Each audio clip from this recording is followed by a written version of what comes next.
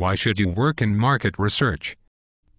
Because without market research, the world would be a terrible place. It would be full of awful products which would be overpriced and under-engineered, poorly thought through and not addressing a real problem or need. Because without market research, websites would be impossible to navigate and would stop you buying stuff from them because there would be too many hurdles to go through during the checkout process which no one would realize were there. Because businesses would fail after investing huge sums in new products which were never going to work when quite obviously their customers could have told them that in the first place, if only they'd bothered to ask. Why work in market research? Because without market research, call center staff the world over would be stressed and overworked, as they wouldn't realize from their internal data on its own that the key to satisfying customers is to be nice to them and resolve their query first time.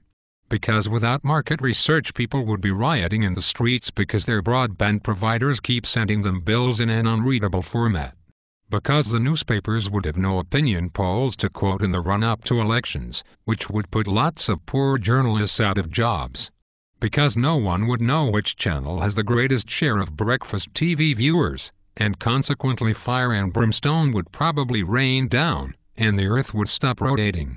Or something equally horrendous like that. And because if market research disappeared tomorrow, not only would the world probably self-combust within a few hours, but I'd be out of a job as well. But really, the reason you should work in market research is not to keep me or a few journalists in work, but because the world is a much better place when market research keeps businesses' ideas in check and listens to what the customer actually wants.